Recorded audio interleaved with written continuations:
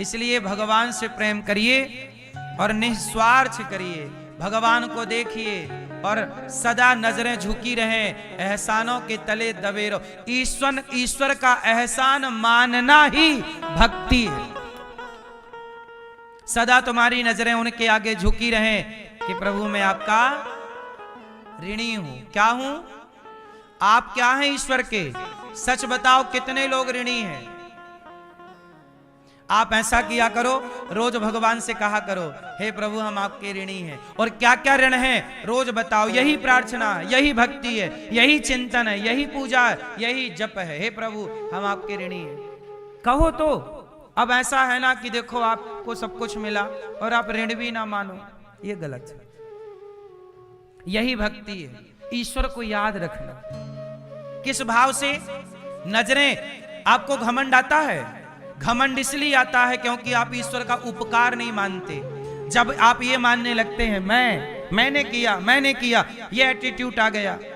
अभिमान आता ही है जब स्वयं को कर्ता मानते हो। लेकिन जहां ईश्वर को कर्ता मानोगे, जब ईश्वर के आगे पलकें झुकी रहेंगी, तो अभिमान क्यों आएगा? अभिमान कभी भक्त को नहीं आता। क्यों? क्योंकि वो ये मानता है कि प्रभु ये सब आपका दिया है, कोई मेरा थोड़ी है। और जहां आप ईश्वर को भूल गए कि मेरा नहीं है, तो लो अभिमान आ गया। इसलिए सदा ईश्वर का धन्यवाद करते हैं कान्हा, तेरा हर पल शुक्रिया। खुशियाँ जो दी हैं उसका भी शुक्रिया। हम तेरा दिया खाएं, तेरा ही गुण गाएं। जीवन दिया जो उसका भी शुक्रिया। खुशियाँ जो दी हैं उसका भी शुक्रिया। अच्छा मैं ये एक बात बताओ, अभिमान आप लोगों को आता है कि नहीं? है ना? आता है। अभिमान आया मतलब आप भगवान को भूल गए। ये दास अनिरुद्ध, मैं कभी किसी बात का घमंड नहीं करता। क्यों? मेरे पास कुछ होए तो घमंड करूं? मेरे पास क्या है बताइए? क्या है मेरे? आपके पास किस बात का घमंड? क्या है आपके पास? क्या है? पैसे का घमंड। तुम्हारे पास पैसे हैं? कितने हैं? हैं? तुम्हारे पास?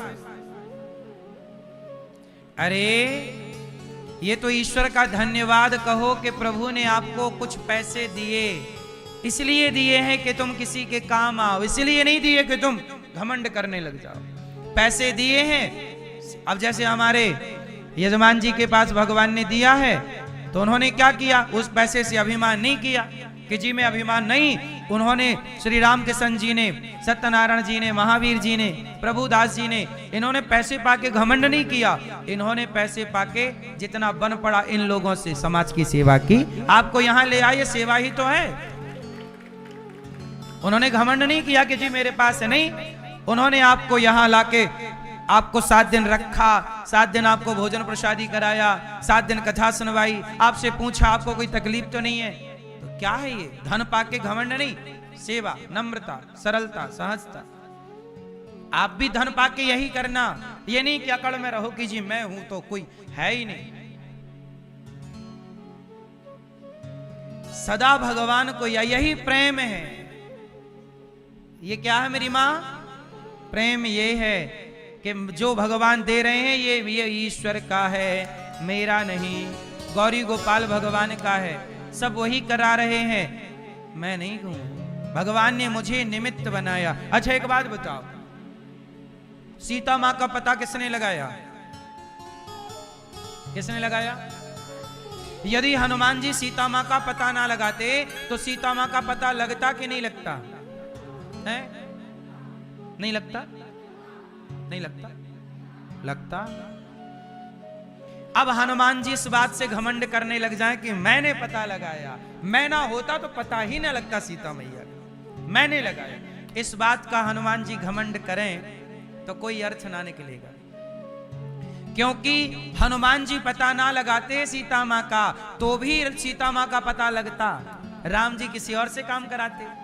वो तो हनुमान जी को इस बात की प्रसन्नता है कि प्रभु आपने ये काम करने का मौका हमें दिया, ये दास को दिया, तो आप प्रसन्न रहो इस बात से कि प्रभु ने आपको इस योग्य बनाया। इस बात का घमंड ना करो कि जी मैं आ गया, मैं ये हूं, नहीं, ये ईश्वर ने आपको ये योग्यता, ये ईश्वर की दी हुई काबिलियत है, ईश्वर की दी हुई कृपा है। ये कृपा का एहसास करो, कृपा को महसूस करो, अभिमान का भी महसूस ना करो, अभिमान को कि जी मैं। आप लोग गलती यही कर जाते हैं। हनुमान जी जैसे आपको भगवान ने, जैसे ये दास अनिरुद्ध को गौरी गोपाल की सेवा भगवान ने दे रखी है, अब मैं अभिमान करूं तो मेरे जैसा मूर्ख कौन होगा। आपको भी कुछ दिया होगा तो आपको ईश्वर ने इस योग्य बनाया कि आप किसी को 2 रोटी दे सकते हैं, है ना। इस बात का घमंड ना करना कि मैंने दिया, मैं ना देता रोटी तो ये मर जाता। भगवान के बिना आप रह ना पाए, ये प्रेम है। आप लोग क्या करते हैं, औपचारिकता, अगरबत्ती जलाई, ओम जय जगदीश स्वामी जय भक्त जनों के संग फल में दूर, जय जगदीश, ऐसे भागते हैं जैसे ट्रेन छूट रही है। समझ रहे हो। आपका बच्चा पानी में डूब जाएगा, उसे तैरना सीखना पड़ेगा, लेकिन गाय का बच्चा, उसे सीखना नहीं होता, वो पेड़ से सीखा सिखाया पैदा हुआ। ईश्वर को पता है कि किसे क्या सिखाना है, कहां से। ये क्या बढ़िया व्यवस्था है परमात्मा की। क्यों जी, बात सही है कि गलत है। फिर मछली के बच्चे को तैरना नहीं सिखाना पड़ता, वो गाय के बच्चा, जब गाय पार लगती है तो गाय की पूंछ पकड़ लो, आप भी पार लग जाओगे।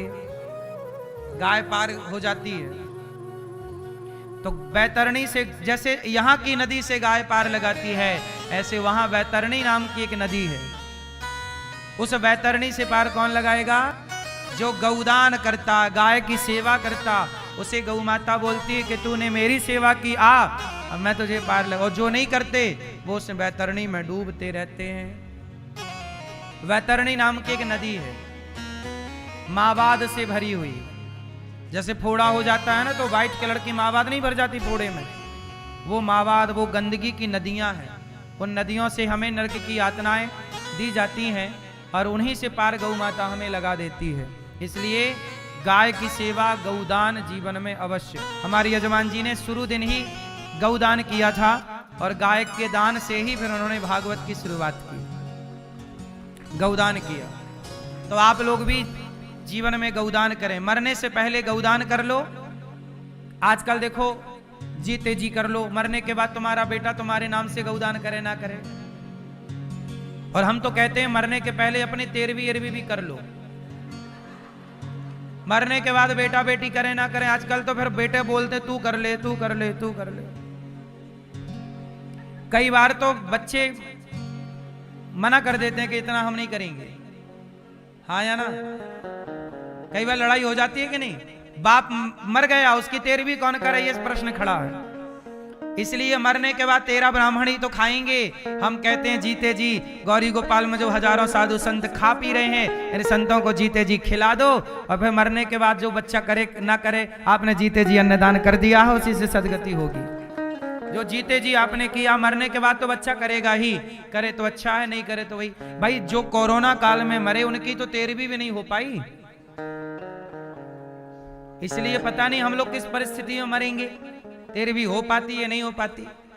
इसलिए समय का क्या भरोसा, कब कौन सा समय आ जाए। कोई जानता था कि कोरोना आ जाएगा और सब कैद हो जाएंगे घरों में, और 13वीं भी नहीं हो पाई, बड़े बड़े लोग मर गए। बोलो हाँ, मरे तो कोई 4 लोग भी इकट्ठे नहीं हो पाए। बोलो हाँ। हाँ समय को भरोसो कोनी, कद पलटी मार जावे। यही समय का भरोसा, कब पलटी मार जाए, क्या हो जाए कल। इसलिए जीते जी भागवत सुन लो, जीते जी भागवत सुन लो, जीते जी गौदान कर लो, जीते जी अन्नदान कर लो, फिर बिंदास आराम से मरो आखिरी में। बहुत ज्यादा जिंदगी लोड लेने की नहीं है, बिंदास जीना और बहुत प्रेम से भगवान का चिंतन करना। पांडुरक और काशीराज द्विविद का भगवान ने उद्धार करा दिया। जरासंध के जेल से 20,800 राजाओं को मुक्त किया। सबने स्तुति की, कृष्णाय वासुदेवाय हरये परमात्मने प्रणतक्लेशनाशाय गोविंदाय नमो नमः। भगवान ने 20,800 राजाओं को जरासंध के जेल से मुक्त किया और भीम भैया के द्वारा जरासंध को मरवाया। इसके बाद भगवान ने शिशुपाल 100 गालियां दे रहा था। भगवान को कितनी गालियां देता? कौन? भगवान 100 गालियां सुनते और क्या करते? चुप रहते। आज शिशुपाल ने हद कर दी, 101 गाली दे दी। मैया कर लो पंचायत। कितनी गालियां हो गई? मैया कितनी गालियां दे दी? और जब 101 हुई तो भगवान ने चक्र निकाला और धड़ाम से सिर खंडित कर दिया। अच्छा एक बात बताओ, जो 100 गालियां सुनने के बाद सिर काट रहे हैं, वो पहली गाली सुन के भी तो सिर काट सकते थे, क्यों नहीं काटा? मानो भगवान आपसे और हमसे कहते हैं कि भैया थोड़ा सा आप भी सहन किया करो। जल्दी से उत्तर आप लोग ना तुरंत उत्तर देते हैं, नहीं, सामने वाले को कह लेने दो, बोल लेने दो। जरूरी नहीं है कि आप उत्तर दें। अभी कल या परसों एक लड़का आया, उसने बोला कि गुरुजी हमने आपके खिलाफ YouTube पे एक वीडियो बना के डाली थी, आपका अपमान किया था, आपको गालियां दी थी और उस वीडियो को हमने डाला, लेकिन आपने कुछ बोला नहीं हमें। बाद में उस लड़के ने यहाँ आकर गौरी गोपाल की सेवाएं देखी और कहा कि हमने बड़ी गलती की। उन्होंने फिर सॉरी कहा। हमने कहा कोई बात नहीं बेटा, तुमने जब गालियां दी हमें तब भी हमें कोई फर्क नहीं पड़ा, आज तुम सॉरी कह रहे हो तब भी हमें कोई फर्क नहीं है, क्षमा है, हम कोई नाराज नहीं है, हम क्यों गाली दें? आपका स्वभाव है हमें गाली देने का, ये आपके संस्कार हैं, आपकी तरह हम क्यों बने? भाई आपने हमें गाली दी और हमने भी आपको गाली दे दी, तो फिर आप में और हम में अंतर क्या रहेगा?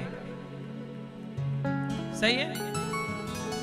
एक घर में एक आदमी रहता था, पड़ोसी बड़ा मजबूत था, गुंडागर्दी वाला। उसने झाड़ू लगाई और सारा कचरा पड़ोसी को डाल दिया कि तेरे को परेशान करेंगे।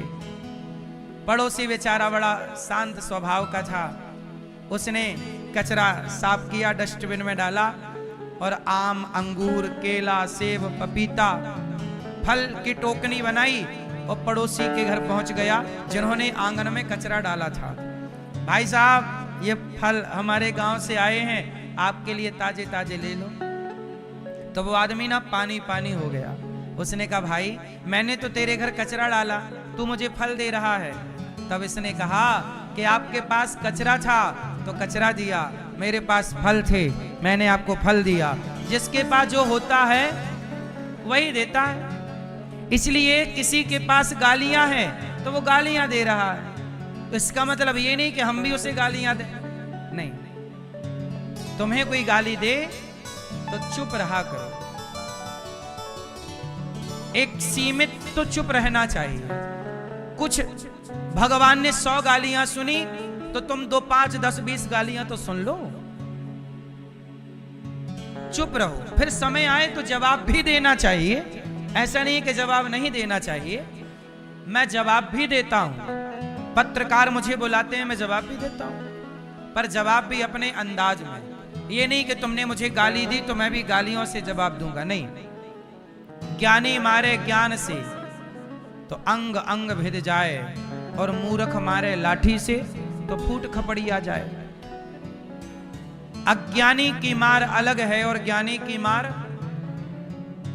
इसलिए आप लोग समझदारी से जवाब दिया करो, समझदारी से मार लगाओ। गाली किसी ने आपको दी है तो उसे गाली से ना मारो, पहले दो चार देख लो कि भाई ये कहां तक जा रहा है या जा रही, फिर उसे अपने समझदारी की भाषा से समझाओ। जैसे आग को आग नहीं बुझा सकती, आग को जल बुझा सकता है, ऐसे गाली को गाली समाप्त नहीं कर सकती। गाली देने वाला गाली दे रहा हो और आपकी शांति, शांति सबसे भारी है साहब। गाली देने वाला भी शांति के आगे नतमस्तक हो जाता है। शांति का कोई विकल्प नहीं है। हो तो बताओ, शांत रहिए। कोई तुम्हें कुछ कह रहा, शांत रहिए। दक्ष गालियां देता रहा और भगवान शंकर भरी सभा में शांत रहे। आप भी शांत रहिए। शांति के आगे सब हार जाते हैं। शांति के आगे आप चुप तो रहिए, ना हार जाए दुनिया तो कहना। तो भगवान शिशुपाल ने गालियां दी, चुप रहे। अंत में भगवान की जीत हुई, सिर काट दिया। शाल्व और दंतवक्र का भगवान ने उद्धार किया। एक भगवान के परम मित्र हैं, नाम है सुदामा। क्या नाम? कृष्णस्यासीत् सखा कश्चित् ब्राह्मणो ब्रह्मवित्तमः विरक्त इंद्रियार्थेषु प्रशांतात्मा जितेन्द्रियः। सुदामा जी भगवान के एक परम सखा थे। बचपन की यारी, बचपन की दोस्ती, बचपन की मित्रता। सुदामा जी गरीब है, खाने को भोजन नहीं है, भिक्षा मांग कर ले आते हैं। भिक्षाम देहि भिक्षा, जो आ जाए उससे गुजारा करते हैं। सबसे बड़ा धन क्या है? यदि आप लोग बताओ तो मुझे बता दो। मेरी माँ, मैया सुन लो, मेरी माँ। सबसे बड़ा धन क्या है? सबसे बड़ा धन संतोष। सुदामा जी अमीर हैं कि गरीब हैं? जोर से। सुदामा जी इतने अमीर हैं कि जगत के पालनहार भगवान अपनी सिंहासन पर बिठाकर सुदामा के पांव धो रहे हैं। इतनी अमीरी। सुदामा जी संसार की नजर में गरीब हैं, पर आध्यात्म की नजर में सुदामा जी के पास रोटी नहीं। एक दिन भगवान कृष्ण रोने लग गए। रुक्मणी जी बोली, क्या हो गया? भगवान बोले, आपने तो मुझे 56 भोग परोस दिया है, पर मेरे भक्त को 4 दिन से भोजन नहीं मिला, सुदामा को। तो रुक्मणी जी बोली कि आप देते क्यों नहीं? भगवान बोले, मैं तो तैयार हूं देने को। वो लेता ही नहीं। वो, उसके अंदर है ही नहीं कामना। वो तो भिक्षा मांग के खुश रहता, चाह ही तो नहीं है। जैसे रैदास जी थे। रैदास जी को भगवान ने सोना दिया, पारसमणि दी। कहा कि ये पारसमणि ले लो, तुम सोने लोहा में घिस के सोना बना लिया करो और संतों की सेवा करो। रैदास जी बोले, प्रभु मैं जूता सिल के ही खुश हूं, इसी से जो पैसा बचा लेता हूं साधु सेवा करता हूं, मुझे ये उलझाओ मत। अच्छा, भगवान पैसा देने से मना नहीं करते, दे तो देते हैं, लेकिन आप लोग ना पैसा पाके उलझ जाते हैं। इसलिए भगवान चाहते हैं कि तुम उलझो ना।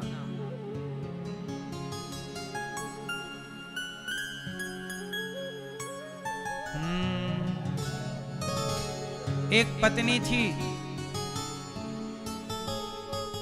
गरीब थी। पति पत्नी दोनों में बहुत प्यार था, पर पत्नी का मन पढ़ने में लगता था। तो पति बोला, चलो हम तुम्हें पढ़ाते।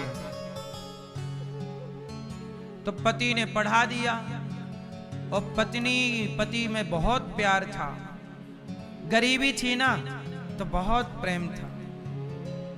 कलेक्टर बन गई पत्नी पढ़ लिख के, और कलेक्टर बनी तो उसका भी कलेक्टर बनी तो दूसरे कलेक्टर से ईलू ईलू हो गया।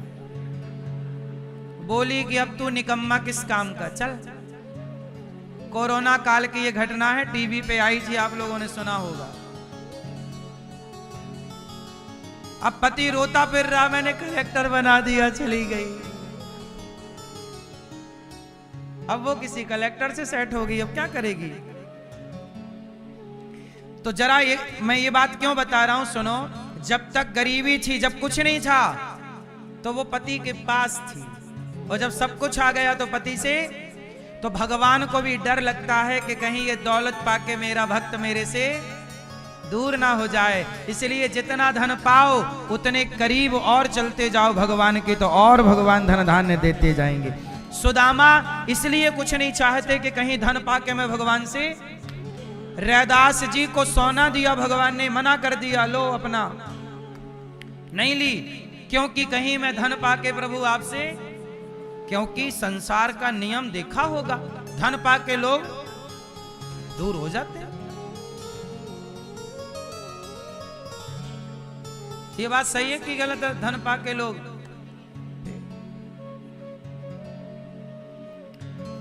इसलिए अमीरी दौलत आपके प्रेम में बाधा डाल देती है। आपका बेटा आपसे बहुत प्रेम करता है, लेकिन वही जब उसे पैसों का रोग लग जाता है तब वो आपसे दूर हो जाता है। बोलो हाँ, ये पैसा दूर कर देता है, लोभ लालच। इसलिए कई बार भगवान, आपने सुना होगा कि कई बार भगवान अपने भक्तों को चाहते हैं बहुत कुछ देना, पर इस डर से नहीं देते कि मैंने इसे दिया और कहीं ये भक्त फिर मुझे। इसलिए आप लोग ऐसे भक्त बनना कि भगवान जितना दें उतने और करीब भगवान के कदम पहुंचते चलना, फिर तो खूब बढ़िया। अब सुदामा जी पर भरोसा पक्का हो गया, किसके पास कुछ नहीं है तो भी ये भगवान के करीब है और सब कुछ आएगा। सुदामा के पास जब सब कुछ आया, जब भगवान ने विश्वकर्मा को भेज के सुदामा का घर बनवा दिया, बढ़िया सोने का सुसज्जित और धन धान्य परिपूर्ण कर दिया, तो सुदामा जी उस घर पे घुसे नहीं, बोले प्रभु आपकी जय हो, पहले आओ और ये वचन दो कि मैं इस घर में रहकर आपको भूलूं ना, वरना आपकी ये चकाचौंध में कहीं मैं आपको। हाँ, इसलिए आप भी कहते रहा करो, बोलो हे नाथ मैं आपको कभी भूलूं नहीं, सदा आपकी दासी बनकर, दास बनकर रहूं। हे नाथ मैं आपको कभी, जहां रहो ध्यान किया करो। कैसे? आंख बंद करो, मैं आपको ध्यान समझाऊं। सब लोग ध्यान करो मेरे संग में, जैसे कहूंगा वैसे करना। सब लोग आंख बंद करो, रीढ़ की हड्डी सीधी कर लो, सीधे से बैठ जाओ और अब ध्यान करो। आंखें बंद करो सब लोग। चलो यमुना जी, सब लोग भाव बनाओ, हम यमुना जी स्नान कर रहे हैं। भाव बनाओ, स्नान करने के बाद कपड़े पहनकर अब हम बिहारी जी का दर्शन, भाव बनाओ, इमेजिन करो कि हम सब बिहारी जी का दर्शन कर रहे हैं। बिहारी जी बैठे हैं, सुंदर सा दर्शन, बिहारी जी के संग श्री राधा रानी विराजी हैं। भाव बनाओ कि आप भगवान को, श्री कृष्ण और श्री राधा रानी के लिए सुंदर सा झूला बनाकर और प्रभु को झूला झूला रहे हैं। बढ़िया सा दूध का भोग लगा रहे हैं, लड्डुओं का भोग लगा। भाव बनाइए कि आप भगवान को लड्डू का भोग लगा रहे हैं। भाव बनाइए कि आप भगवान को प्रेम से निहार रहे हैं।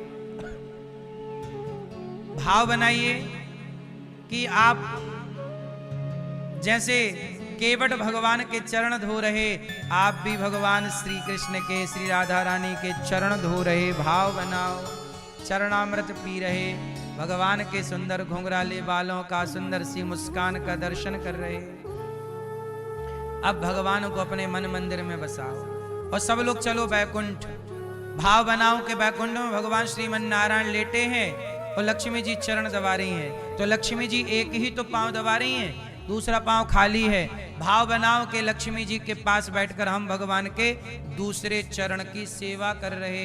सब भाव बनाओ कि हम भगवान के चरणों की सेवा कर रहे हैं। अब भाव बनाओ कि हम भगवान की परिक्रमा कर रहे। अब भाव बनाओ कि भगवान को आप भोग लगा रहे। कमल के पुष्पों की सुंदर सी माला भगवान श्रीमन नारायण को, श्री लक्ष्मी जी को पहना रहे और प्रार्थना करिए। सब लोग बोलो मेरे संग, बोलो हे श्रीमन नारायण, हम आपके चरणों में अपने आप को समर्पित करते हैं। हे प्रभु, माना कि हम पापी हैं, अधम हैं, नीच हैं, दुष्ट हैं, खल हैं, कामी हैं, क्रोधी हैं, पर हे नाथ, हम जैसे हैं आपके हैं। हे प्रभु, हमारे अपराधों को क्षमा कीजिए। जैसे गाय अपने बछड़े को चाट कर निर्मल करती है, ऐसे ही हे नाथ, हमें भी पाप से मुक्त कीजिए। हे नाथ, हम अपने आप को आपके श्री चरणों में समर्पित करते हैं। हे श्रीमन नारायण, आपके सिवा हमारा कोई नहीं, आप ही हमारे माता हैं, पिता हैं, सर्वस्व हैं। हे प्रभु, हम जैसे हैं, माना कि हम पापी हैं, पर जैसे हैं आपके हैं। श्रीमन नारायण चरणौ शरणम प्रपद्ये, श्रीमते नारायणाय नमः। हे नाथ, हमें स्वीकार कीजिए। अब आप लोग आंखें खोल लो। ऐसा भाव देखो, आप घर पे रहो, कहीं भी रहो, भाव बनाओ कि हम यमुना जी स्नान कर रहे, भाव बनाओ बिहारी जी का दर्शन कर रहे। अब देखो, आप बैठे यहाँ पर, भाव क्या बना कि हम बैकुंठ में भगवान के पांव दबा रहे हैं। शरीर से भक्ति नहीं होती, भक्ति तो मन से होती है, और मन तो कहीं भी जा सकता है। इसलिए मन भटक ही रहा है तो इसे बैकुंठ में भटकाओ ना। भटक ही रहा है तो वृंदावन में भटकाओ, भगवान के पास रखो। तो ये मानसिक पूजा है। ये कौन सी पूजा है? शारीरिक पूजा क्या होती है कि गोपाल जी को उठाओ, थाली पे उनको बिठाओ, उनको नहलाओ, दूध से, दही से, जल से, कपड़े पहनाओ, श्रृंगार करो, भोग लगाओ। ये भगवान की शारीरिक पूजा है। और ये जो बताई ये मानसिक पूजा है। शारीरिक पूजा से श्रेष्ठ मानसिक पूजा है। भाव से पुष्प चढ़ाओ, भाव से लड्डू खिलाओ, भाव से बैकुंठ जाओ। बड़े बड़े साधु संत महीनों सालों ये मानसिक पूजा करते रहते हैं और मानसिक रूप से भगवान के साथ रहते हैं। हम क्यों ना ये भाव बनाए कि हम सदा भगवान के साथ हैं और भगवान सदा हमारे साथ है। हमें तो ये कभी नहीं लगता कि हम अकेले हैं, हमें सदा यही लगता है भगवान साथ है। तू अकेला नहीं प्यारे राम तेरे, हम क्यों माने कि हम अकेले हैं। सदा भाव से सुदामा जी की पत्नी बोली, भगवान बोले कि मेरे भक्त को भोजन नहीं है, तो रुक्मणी अम्बा ने कहा कि दो, उनको दे क्यों नहीं देते? सुदामा जी लेते ही नहीं। सुदामा जी को तो जितना मिल जाए भिक्षा में उतना, और कोई दे तो लेना ही नहीं। जितनी जरूरत है, देखो धन कितना होना चाहिए, ज्यादा पैसा आना ये अच्छी बात है। ज्यादा पैसा, भगवान करे आपके पास बहुत पैसा आए, लेकिन याद रखना कि वो पैसा जब आएगा तो आपके घर की शांति भंग करेगा, आपके घर में कलह कराएगा। जितने पैसे वाले लोग हैं, ध्यान रखना कि पैसा है पर शांति नहीं। इसलिए ईमानदारी से जो कमा रहे हैं, ईमानदारी से जो कमा के खा रहे हैं, वह धनवान भी हैं और शांति वाले भी। बेईमानी से जो कमा के धनवान हो रहे हैं, वहां शांति तनिक भी नहीं। इसलिए पैसा कमाओ, मेहनत से कमाओ, ईमानदारी से कमाओ, और बड़े आदमी बनो पर ईमानदारी से। ये ना कि किसी का गला काट के बड़े आदमी बन जाओ। सुदामा जी चाहते ही नहीं। सुशीला ने कहा कि आपके मित्र मैंने सुना है कि द्वारिकाधीश हैं।